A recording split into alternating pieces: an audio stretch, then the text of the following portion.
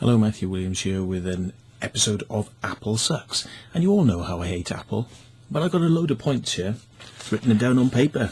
But let's start with, if I want to eject and get rid of a USB device, what the fuck does dragging it on the trash can have to do with ejecting the device? So basically, somebody asked me to do them a favour and to clean all their files off that MacBook recently. Another one, different MacBook, look, another MacBook. Alright, and look how fucking stinking it is. Absolutely filthy.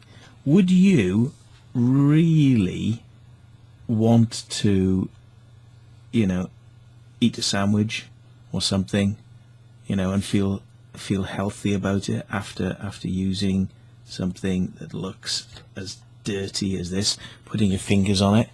I mean, it's like you feel like you need to go to the bathroom and fucking wash your hands. But you see, this is the wonder of, MacBook. So anyway, enough about that, because we talked about dirty fucking MacBooks in the past. There is something I like about Apple, and it's the one thing I've always said. There's one fucking thing that I think is fucking great about an Apple. Absolutely wonderful. And it's the only one fucking thing, and only one thing. It's this. The power cable. And that doesn't mean because you want to turn the fucker off. It just means that the power cable is magnetically mounted. So guess what? You can actually do this. Let's see if I can do it. It actually attached itself, you see? Now that is fucking genius, right? Watch it out. I'm not even looking at it. Right? I'm just gonna... It attached itself and a little light comes on. Brilliant. Now, if I was to hit this, it falls off and it doesn't snap inside the fucking machine. So therefore, you don't break your power connectors. It's very hard to break a power connector on a Mac because guess what? It just pops off. It's wonderful. That's fucking genius. Why haven't other manufacturers used this? It should be fucking law. It should be fucking law that this is on all fucking laptops so they don't get damaged. But anyway, that's about the only good thing that the Mac's got going for it. As we all know, when you don't touch them for a few seconds, the fucking screen goes dim. You try turning that shit off. They don't like you doing that, you see, because they want power saving, you see, so it must go dim. So, you constantly got to fucking touch the bloody touchpad to keep the screen alive. Yeah, basically I'm going to talk to you about some of the things I hate. Now, it turns out that on a Mac keyboard, apart from using stupid things, which don't mean anything to anybody, like, what the fuck? Where's this come from? Where's this little fucking stupid symbol come from? Nobody has ever seen this fucking symbol in the world before Apple decided to put it on their fucking machines. What is that for? What does that do? What does that mean? It means nothing to anybody. And if that wasn't bad enough, what does that mean? That means fuck all to anybody. What the fuck is that symbol there? Look at it. What does that mean?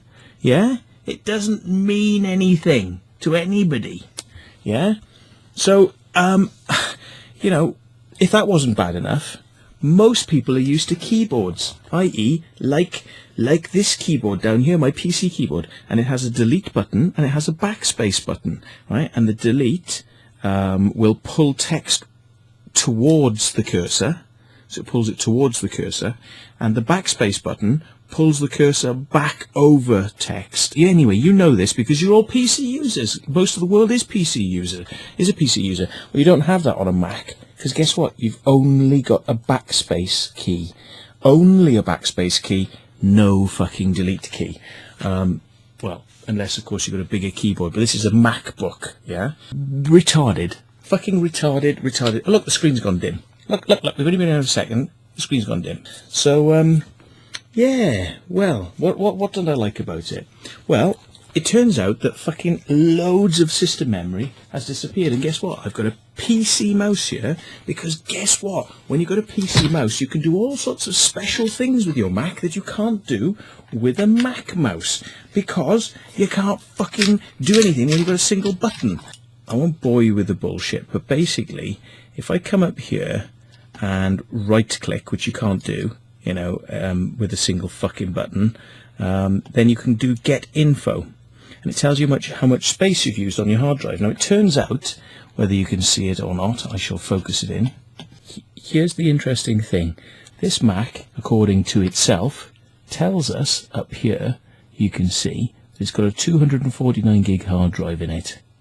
Okay? And it's only got 91 gig available. So, this is after I've cleaned it off of all traces of files and folders to do with music or anything else, documents, pictures, the works. I've searched for JPEGs, I've searched for everything. If we go to OS X, which is obviously a hard drive up there, it tells you what you've got on the machine.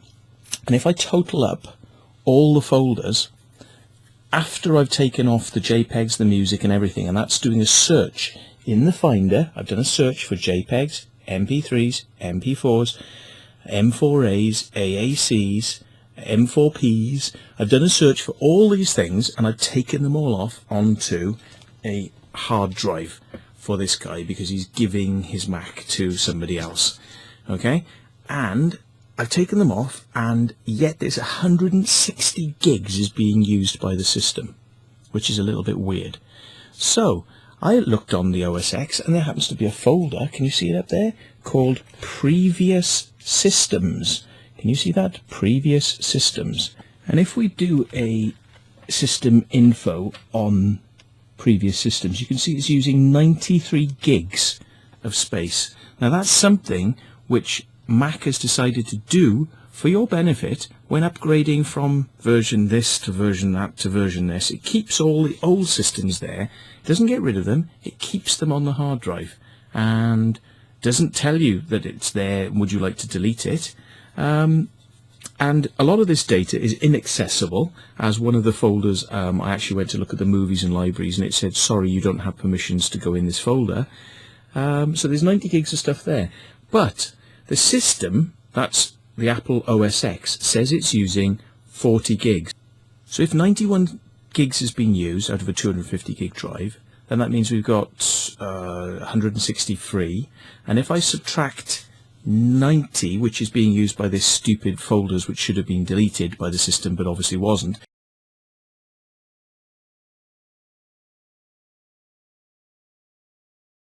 Now I have a slight problem with that, and if anybody would like to explain to me where the big files are and what is going on, I'd be very interested to know.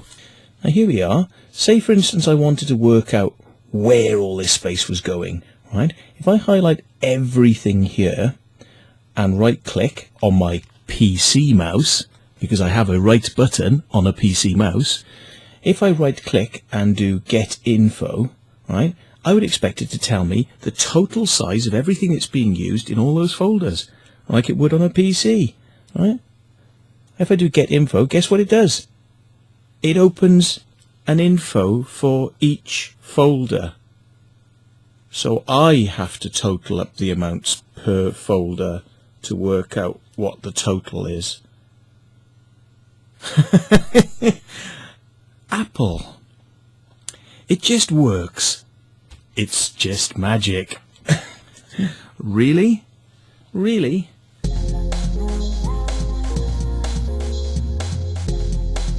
Okay. Somebody tell me. How you remove software from a Mac. How do you remove software? Not that you need to on this system, because it's only got a few programs, and I can prove that to you by going up to the applications, which this is what's installed on this Mac. Right? It's hardly anything. There's hardly anything there. Look, you've got iChat, blah, blah, blah, blah. You've got all the basic applications, all the basic crap. So, but if you wanted to get rid of one of these pieces of software, for example, right? Say I wanted to get rid of this FZ, which I assume is FileZilla, and it is, it's FileZilla. Why the hell anybody would have this on their fucking system is beyond me. But anyway, if I was to drag that to the trash, that doesn't get rid of the program, because there's all sorts of hidden files and folders that are connected with FileZilla, which will still be there if I drag that to the trash. There is no easy way on a Mac to get rid of software once you've installed it. Once you've installed it, that's it. It's installed forever. And if you want to get rid of it, you have to become a fucking certified genius in going through all the folders to find where it is. Now, some people have said all you have to do is you have to go into the Finder and type the name of the program, and it will call up all the names of the files that are called the same file as the program, and then you can drag all of those to the trash. Really? I have to go and search for all the file names connected with the program and drag them to the trash. That's how you uninstall software on a Mac. It just works. It just works. It's magic.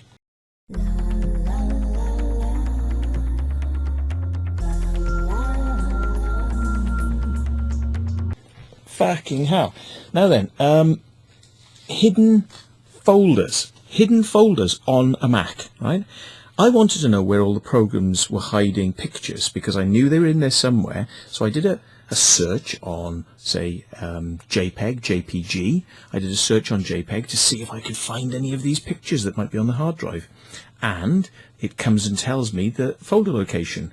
And I realise that the folder location for iPhoto is in a strange place. It's in a really weird place, which I think is complete bullshit, and I'll explain to you why now. If I go into where the iPhoto is stored, iPhoto, okay, you've got an icon which is known as an alias. I'll just focus this up for you. It's an icon which is up here for the program called iPhoto. It's called the iPhoto library. Okay, now if you click on that, then you would expect it to take you to the iPhoto library, but what it does is it takes you into the program, which is the iPhoto library. The program itself is the library, okay? And then it calls up stuff.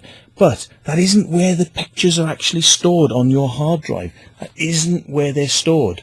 They are stored in a completely different place. So where does it hide the files for iPhoto on your hard drive? Well, they don't show up under pictures. They don't show up under your documents. They don't show up under any normal locations. Do you know where they show up? It's under the iPhoto icon there, which you can see. You've got the iPhoto library icon here, and if I was to double click it, it would start the program again, which we don't want. But if I right click it, you see, because I've got a PC mouse, if I right click it, then you can say show package contents. Show package contents. What's a package? What, a software package? Show the package contents of the software. So it's going to show me the guts of how the software works. No.